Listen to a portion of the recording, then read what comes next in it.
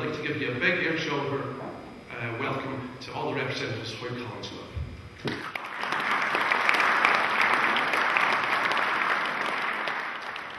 Mr. Chairman and guests, thank you very much for the chance to come and speak to you. The Archaeological Society was one of those things on my list when I retired, and it's ironic that I've come to my first meeting to stand here rather than sit there, but I hope you find it interesting what we've got to say tonight. The talk's going to be in 3 parts. I'm going to kind of set the scene from the military perspective about the battalion, and then Derek and Frankie will tell you about the club's relationships to that whole event and the trip last year. The Gallipoli campaign, I think, is very well known to most people in the town. It was one of the less successful episodes in British military history, and it's something that if you are interested, it's well worth reading up about because it is a fascinating few months. But Hawick, like so many other small towns, had its own private tragedy there. And although the 12th of July 1915 and Achi Baba Nullah hardly get a mention in most of the textbooks, even in some specialist new textbooks, for us it was the greatest disaster. The local territorial battalion, the 1st, 4th King's Own Scottish Borderers, went over the top in an aimless field near Gallipoli, and our town lost its young men in barely an hour. In total, the battalion lost about 350 dead and wounded that morning, including all but 2 of the officers. And for most of those boys, it was their first and last day in action. And that's quite a thought when you think about it. Of the dead and fatally wounded, round about 80 came from the town. It's difficult to pin the number down. Derek could talk about this for a week, but it depends how you define the links to Hawick and how you define when they died of wounds. But round about 80 is probably accurate. It doesn't take much imagination to realise what kind of effect that concentrated loss would have on a community like Hawick in 1915. And as the realisation dawned of what had happened, and particularly when the lists of missing turned into lists of killed, it dawned in the town that a terrible price had been paid that day. For example, Hawick Rugby Club, very close to my heart, we lost 5 players on that morning, out of about 39 in the whole war. And in fact, the principal eyewitness, whose account forms the bulk of the divisional history, was a Hawick Rugby player. He was called Wattie Forrest, came from Kelso, and in fact he was a Scottish internationalist. Many of the battalions in those days, when they were going over the top, kept an officer and a few NCOs back in the trench in case the attack was a disaster, and they would then have someone to form the remnant of the battalion. And Wattie was given that duty that day, and that's why he survived. Although, as we'll read later, he didn't survive the war. So the 1st, 4th, the Border Battalion of the King's Own Scottish Borderers, was a typical territorial unit in 1914.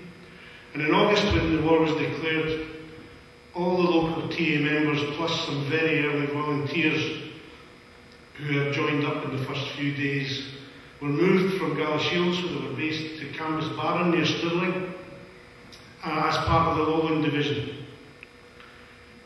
Their training continued quickly, and in May 1915, the battalion was part of the renamed 155 Brigade of the 52nd Division. And that division was earmarked for a place called Gallipoli, which virtually no one had ever heard of. And they sailed from Liverpool on the 24th of May. Incidentally, along with the survivors from the 7th Royal Scots of the Quintus Hill Railway disaster, which many of you will have heard of, the men from that battalion who had survived the train crash were shipped straight down to Liverpool and put on a boat along with our boys.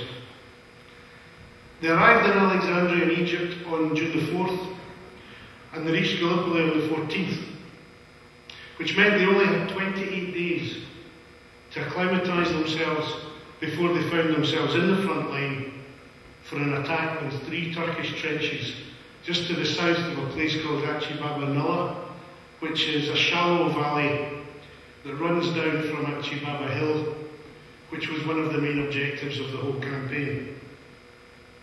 This was at the extreme right wing of the British Army, and on their right were the French, who'd held the line down to the Narrows.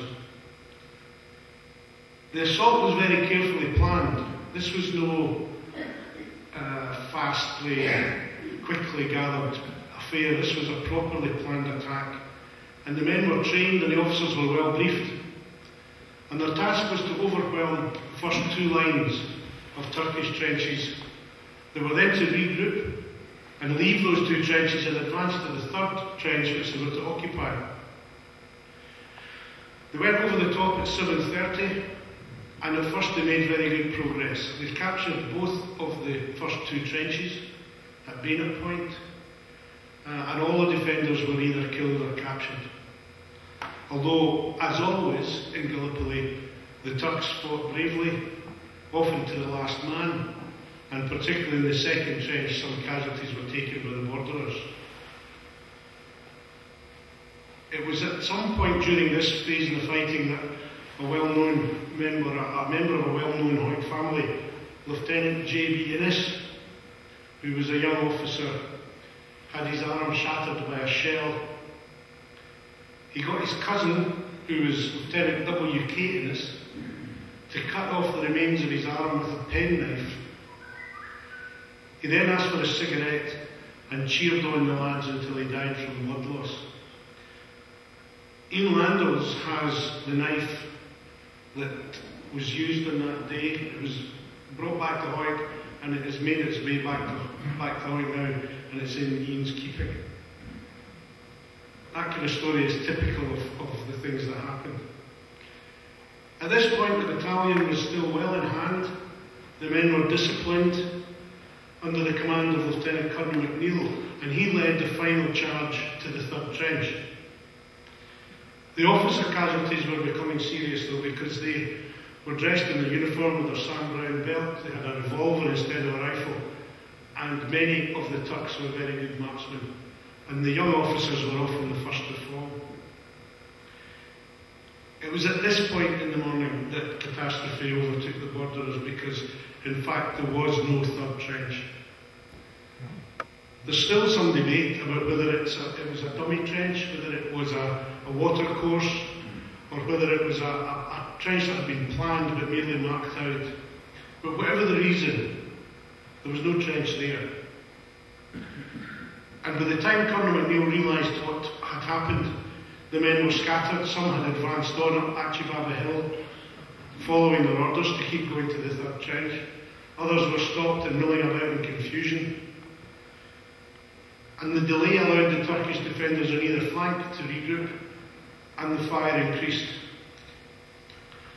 Colonel McNeill got his officers, his surviving officers, together, and they had a quick discussion in no man's land, and the Colonel gave the order to retire to the 2nd trench. The rest of this story, tragically, is easily told.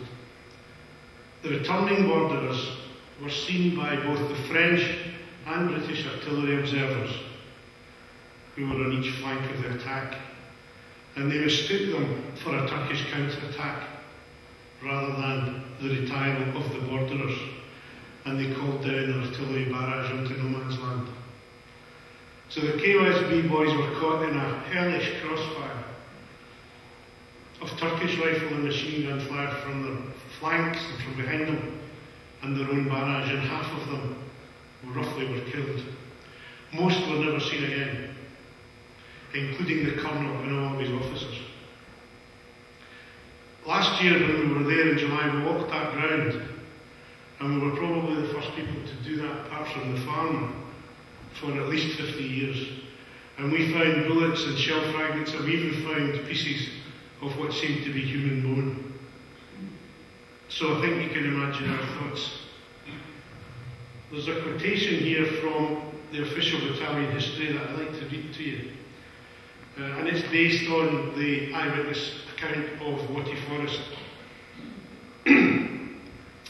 The quote from Sir Ian Hamilton, who was the commanding officer at Gallipoli, said, "Nothing could live under so cruel a crossfire from friend and foe, and the returning troops were almost wiped out. Nothing more was ever seen or heard of the gallant Lieutenant Colonel McNeill, his adjutant, 5 of his officers, and 262 of his men. Some distant heaps of British dead lying well behind the Turkish lines. Some reports of helmeted and khaki-clad figures seen well up the slopes of Achi Baba. That is all we know, beyond the picture that the few survivors give us of officers and men retiring steadily down those sunlit slopes and helping wounded comrades until shot down themselves beneath a deluge of fire from front, flanks and rear, machine gun, rifle, shrapnel and high explosive. It is probable that over 700 of the 4th KOSBs crossed the parapets that morning. Of these, almost half were killed or died of wounds, and considerably more than a quarter were wounded. All but 2 of the officers fell. It is because there were so few left to record it that we can give so few accounts of the gallantry of individuals of the 4th Kingsland Scottish Borderers on this day. I think that paints quite a dramatic picture. So the survivors returned to the second trench that they'd captured, and they did what they could to fortify it, and that was effectively the end of their action. The battalion remained in the front line, in and out of it, and on the defensive, but there were no more serious assaults for the 4th. And like the rest of the Gallipoli force, they were successfully evacuated at the beginning of January 1916. The battalion went on to serve in the Middle East with the Middle East Expeditionary Force in Egypt, and then in Palestine, and particularly at the Battle of Gaza, now the Gaza Strip in Israel. And it was there in 1917 that Wattie Forrest, the surviving officer, met his end. And I'll just give you a taste of what happened to him. By that time, he was a major, and he had already won the Military Cross. The Borderers and the Royal Scots Fusiliers were ordered to capture a Turkish redoubt, a machine gun redoubt. And it says, despite what they'd been through, these Borderers and Fusiliers were ready for another assault. When all was ready, Major Forrest, the Wattie Forrest of the football field, led his men forward for the last time. This charge of men from almost every unit in the 155 Brigade was a most inspiring sight. Under a murderous fire which struck down many, they rushed up the hill. About 50 Turks saw them coming, leapt from a ravine, and bolted away into the cactus hedges on the western slopes. Major Forrest was mortally wounded as he entered the work, and there fell one of the best of soldiers, best of friends, and best of sportsmen in the division. So that was a dramatic end of one of Hawick's more famous soldiers in the war. The battalion finished the war in France in April. They moved to France in April 1915, and they finished the war there. They never again had the type of intensity of action. I know I speak for almost everyone who was on that trip when I say it was one of the most moving days that we ever had, and we're going to hear more about that. Derek's going to come and speak next, and before that we've got a song. Off they marched, their spirits high, tears in their eyes as they waved goodbye. They'd no idea if they'd live or die, but the border boys kept coming. Where on else the Dardanelles? It's no a place we know right well.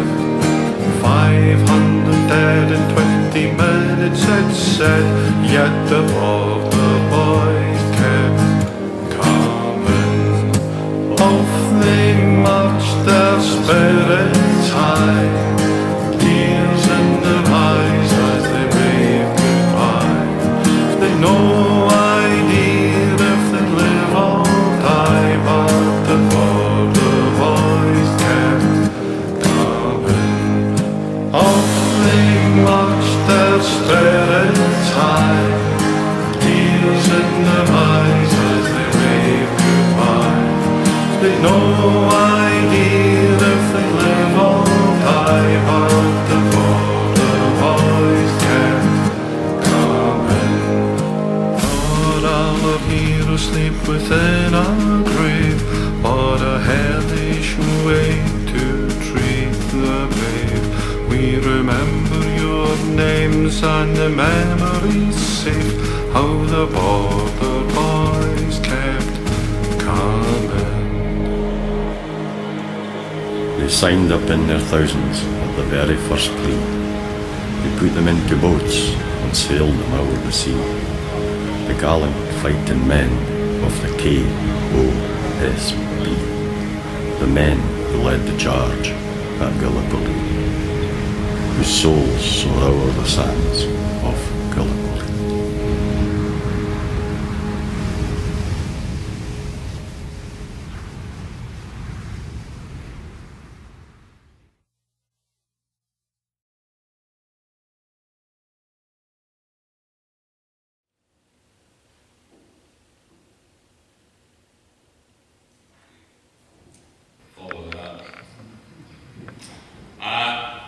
We should probably start with a bit about why white men came to be fighting at Gallipoli. And that story starts in 1908, when Robert Haldane, Secretary of State for War in the Asquith government, instigated a series of reforms to the British Army. Among them was the introduction of a territorial force which replaced the civilian volunteer forces in towns and villages across the country, one of which existed in Hawick. The intention was that the territorials would be trained to form a home guard to defend the country, while the regular army would fight abroad in time of war and police what was then the British Empire.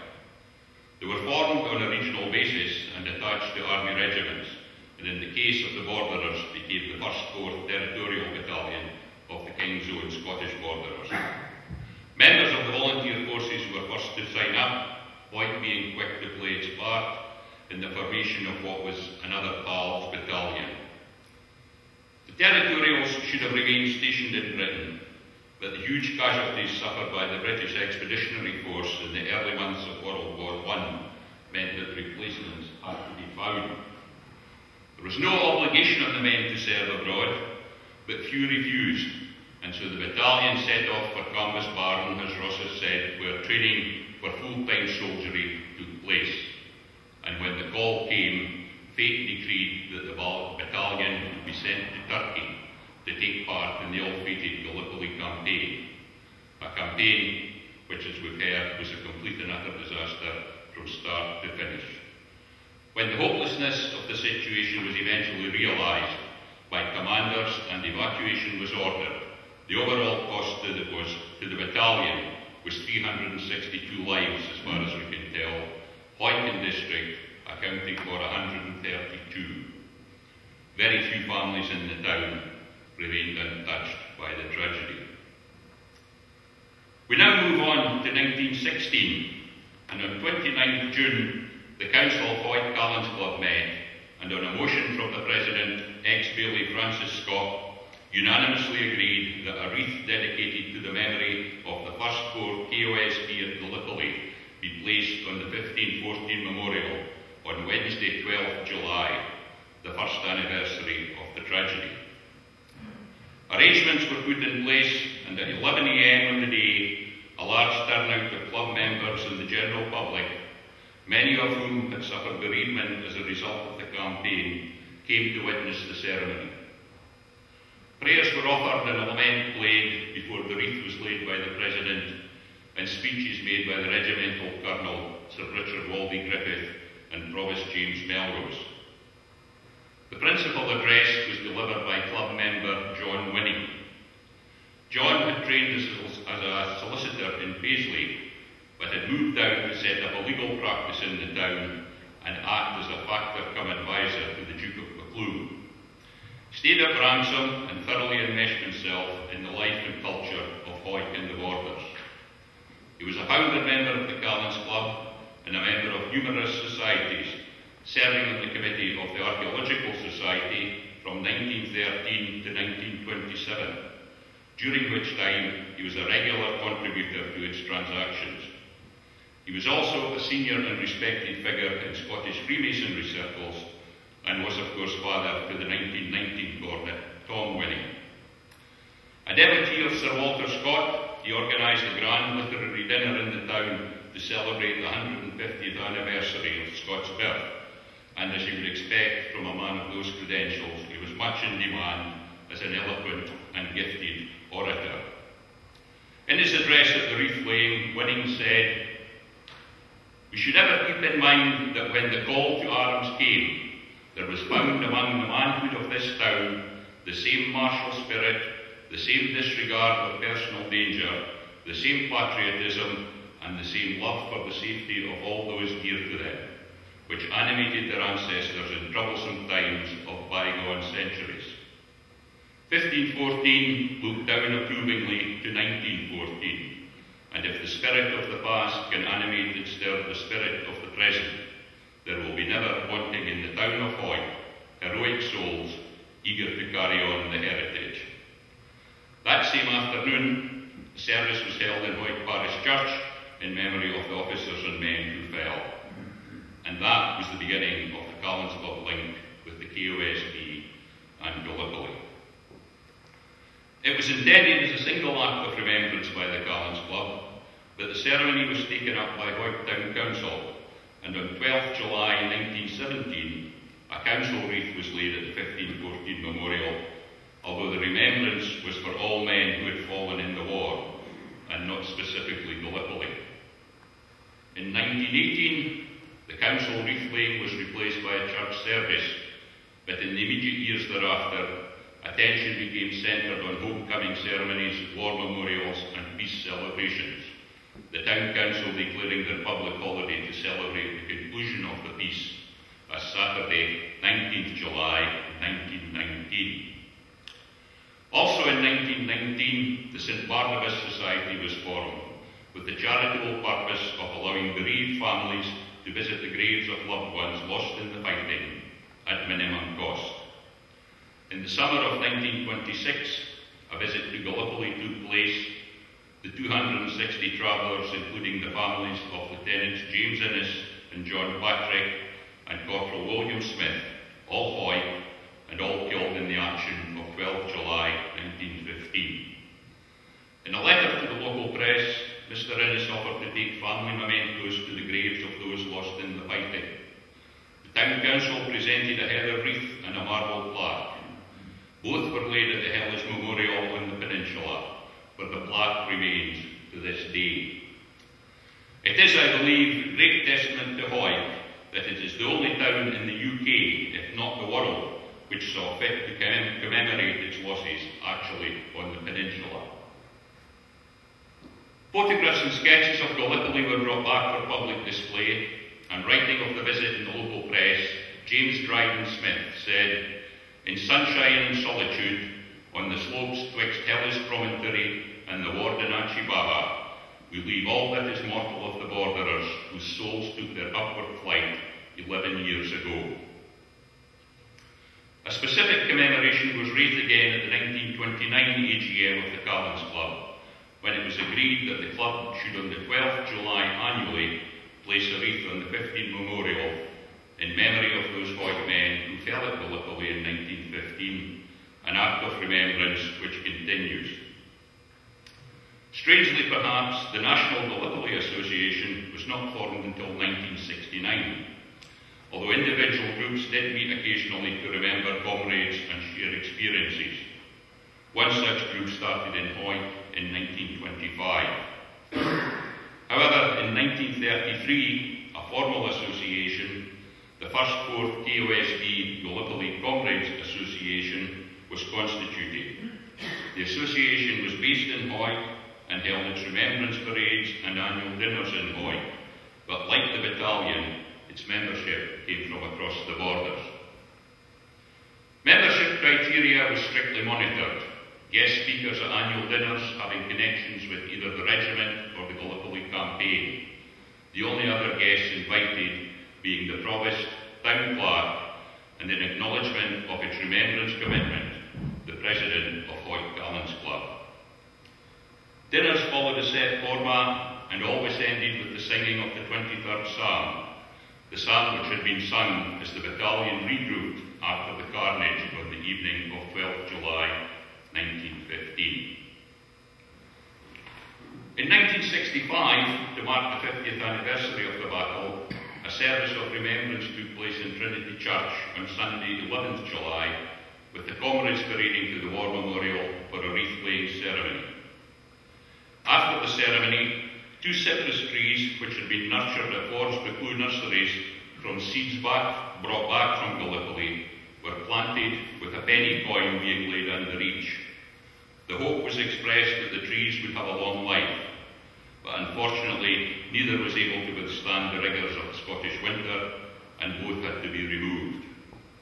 That situation was remedied by the Callans Club in 1974, with the planting of a more durable red oak tree to the rear of the War Memorial by Club Vice President Tom Crosby, a tree which still survives. Foreign travel to isolated regions was both difficult and costly in 1965, but when alerted to a proposed national reunion visit to the peninsula that May, Hoyt Callans Club determined that Hoyt comrades should take their rightful place on the trip. A fundraising campaign was initiated with donations coming from local manufacturers and businesses, service organisations, clubs and individuals, and sufficient was raised to permit 6 veterans to travel. 27 comrades were eligible, but there were only 10 applications for the 6 places. Those successful being Jos Murray, Adam Buckham, John Ballantyne, Charles Spalding, William Robson and Thomas Jackson. Arrangements for the trip were made by the club, and the 6 were joined by another Hoyt comrade, Robert Deans, who paid his own fare. William Robson is an interesting case. At a time when you had to be 18 to sign up and 19 to fight abroad, William lied about his age, signed up at 15 and actually fought at Gallipoli, aged only 16. The party's visit lasted 19 days and took in all the theatres of war on the Gallipoli Peninsula, including Cape Helles, where the Hoyt Party laid wreaths on behalf of the town, the battalion, the Comrades Association and the Callans Club. Speaking of the trip on the return, Josie Murray said, "One of the remarkable facts which made an impression on all of us was that in all the cemeteries visited, so few of our comrades killed were known to have had proper burial, some of whom were known personally by our members present." I think those of us who visited in July would agree with those sentiments. It's one of the tragedies of the campaign that of 132 Hoyt deaths, there are only 11 known graves.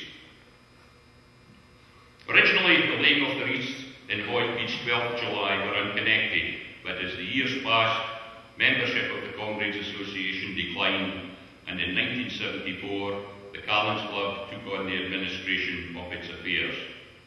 In so doing, the club became possessors of a decorative shell case brought back from Gallipoli and sculpted by one of the comrades, which was in the display at the Gallipoli exhibition in the Hoyt Museum.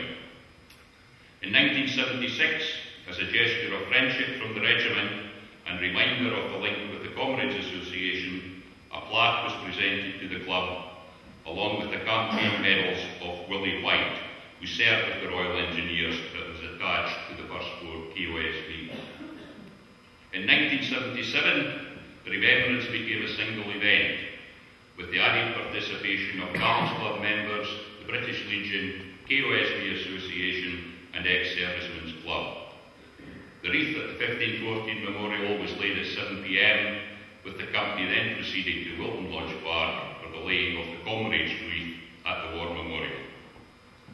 Following the ceremonies, the club hosted a reception for the comrades, and although the venue changed over the years, the ceremonies remained intact until the passing of the last comrade, John Murray, in 1992. Thereafter, the Callans Club undertook to continue both ceremonies, the laying of both wreaths being carried out by the President. As the remembrance has continued, there have been occasional additions. In 1984 and 1986, video recordings of the commemoration were made and shown to the comrades. And in 1985, all Hoyt World War I veterans were invited to the parade. In 1988, the club, in conjunction with Roxburgh District Council, unveiled a plaque on the property of Messrs. T&D Winter, now Lindsay and Gilmore, adjacent to the 1514 memorial, commemorating the loyalty and service of those who had served in the Gallipoli campaign. In 1994, Mr. Tom Milne, an ex-serviceman from Surrey who had no connections with Hoyt, but who had visited Gallipoli and photographed the Hoyt plaque, presented the club with a framed copy from 12 tree tops on the peninsula in recognition of its commitment to the Comrades Association. 1 year later, Gallipoli historian Gavin Richardson, an attender at the ceremony, presented a slideshow for the comrades of a visit to Gallipoli. And in 2009, following the amalgamation of the Scottish regiments, Honorary Provost Sandra Elliott and KOSB Regimental Secretary Lieutenant Colonel George Wood unveiled a commemorative plaque at Hoyt Town Hall in memory of all ranks of the King's Own Scottish Borderers, 1689 to 2006. Like Flodden 400 years before, Gallipoli ripped the heart out of Hoyt and other border towns. Young, able-bodied men had paid a price for a campaign doomed to failure. As those who witnessed this year's commemorations will be aware, Hoyt Gallants Club remains as committed as ever to the remembrance of Gallipoli 1915. And while the centenary visit to the peninsula was important, so too were events in the town. It was gratifying to have the participation of other clubs, including the Archaeological Society, in those ceremonies. And it is a measure of the esteem in which the Hoyt remembrance is held that we were also able to welcome Professor Norman Drummond, Chairman of the World War I Scottish Commemorations Panel, and also John Crowe, President of Gallipoli and Dardanelles International, and he had travelled up from Norfolk to be with us. Those who attended and witnessed the call would see the individual remembrance crosses, photographs and pen portraits of those who gave their lives. What may not be so well known is that there was another roll call by the pupils of Burnfoot Primary School when the children who had written their individual names on the crosses as part of the World War I project presented them to our then President, Frank Scott. Such actions will ensure that Gallipoli is never forgotten in Hoyt. And that really brings us up to date as far as the first 100 years is concerned. So I'll now hand you over to our immediate past President, Frank, who's going to tell you about the visit last July. Thank you. So, 12th July 1915, it's a day that's embedded in our psyche as a disastrous day for the town.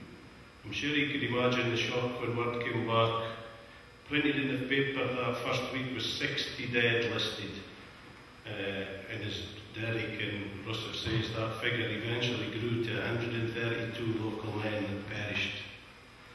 As Zurian and a few tunes that still commemorate and remember the Gallipoli conflict, we've been conscious of continuing this tradition.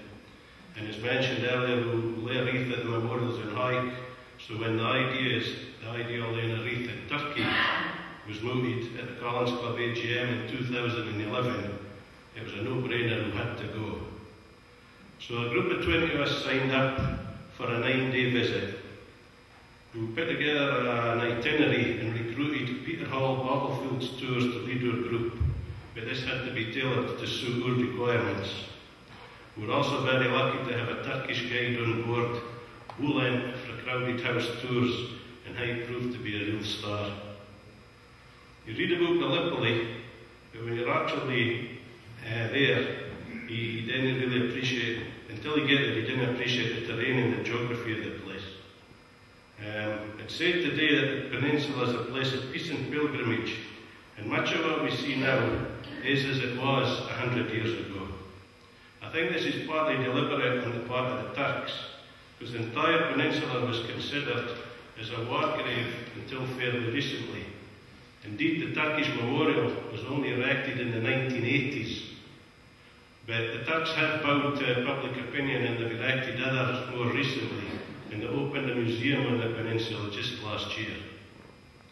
Another reason that it's not changed much is that most of the land is unable to be cultivated. There's very little farming.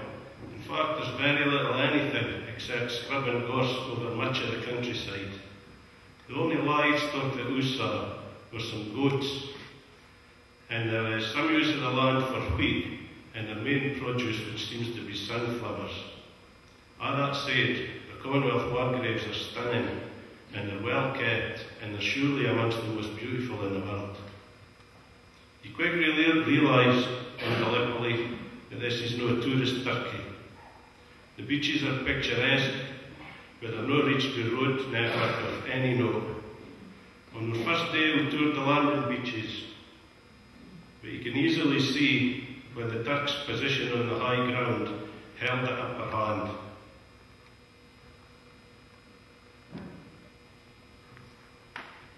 It's obvious, in fact, when you're on the peninsula, to see why the campaign was doomed to failure.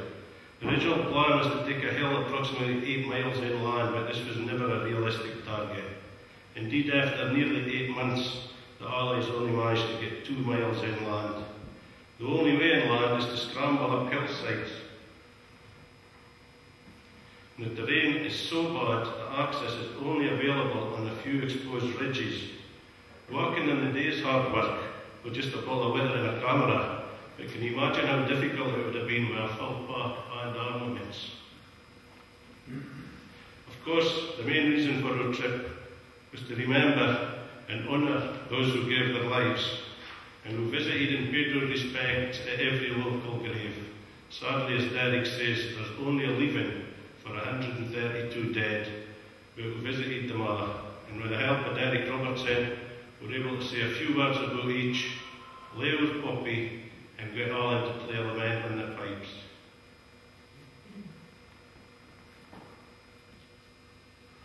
We also thought it would be appropriate to take a wreath for the Turks who fell, after all, who invaded their land, and it was with unbelievable timing that we laid this at the Turkish Memorial just minutes before several busloads of Turkish military cadets arrived at the site.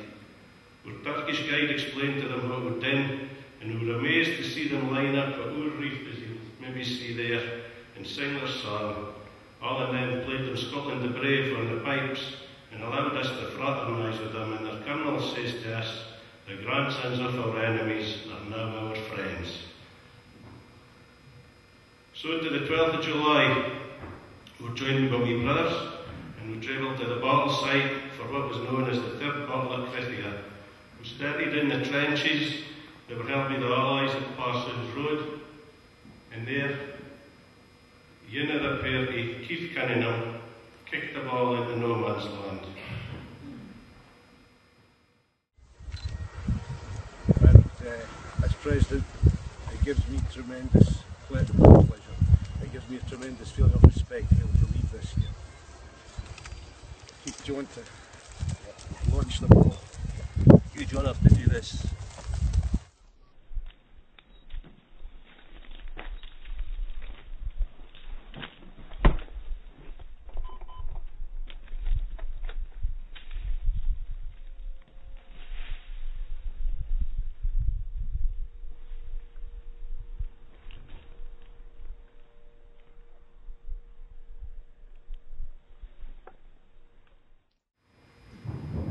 Well done to Keith, didn't even pull his hamstring, but that was still busy to commemorate his great uncle and 5 other members of the High Rugby team who were killed in action. That's the boys getting over the top for where we were, I think. So we toured the site, paying our respects, and as Russ says, finding pieces of bone and shrapnel as we went. This battlefield is relatively unknown to our guides, but there's definitely sense that it's got to be on the itinerary for future tour groups, and they'll now be able to tell the story on the KOSPs. We paid our respects, sung a verse and chorus up with the banner and teary bus before going off to Hellas Memorial, which is of course where the high plaque is. That's where it used to be. It's been moved ever so slightly to there. it should be noted, as Derek said, that for other countries and other towns that were represented during the fighting, there's only one town in the world with its own plaque on the peninsula. Does that not make you proud to come to hike? Because of this memorial plaque, our guides had heard of, but before our trip had no idea what kind of place hike was. Hopefully they'll ken now after us singing up with the alt hike on the bus to them, present them our Collins Club CD, a songbook and a tin of hike balls. At Hellas on the 12th, we held our own private ceremony, which was wonderfully led in his usual manner by Ian Landels. We laid individual poppies and wreaths on behalf of the Collins Club and of course the Archaeological Club. That's a photo of the Collins Club members that were there on the day, and there's the archaeological members. And at the conclusion of our ceremony, Alan sang his new song. From the mind of young Churchill, a cunning new plan to launch an offensive on Ottoman land and secure the supply routes with troops on the sand on the shores of Gallipoli.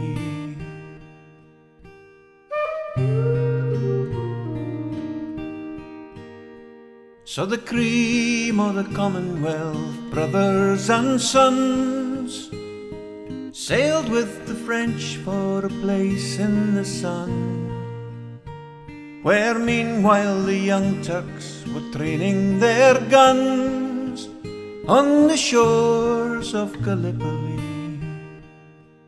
On the shores, on the shores, where wave upon wave of men poured, in a tide to be turned like never before, on the shores of Gallipoli.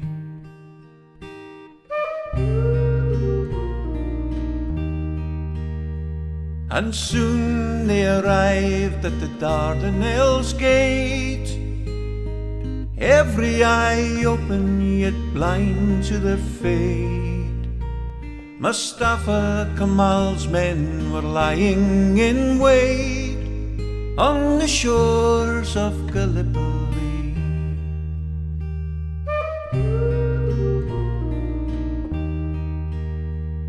The shells and the gunfire rained down from the hill, and thousands of corpses lay silent and still.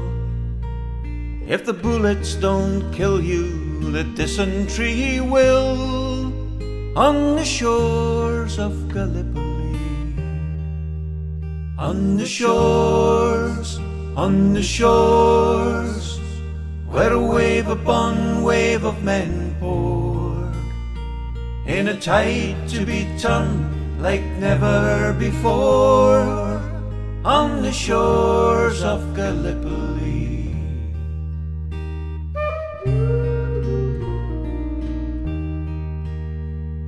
Seen at first hand, it was Kitchener's call. Making more martyrs makes no sense at all. Move them all out before every man falls on the shores of Gallipoli.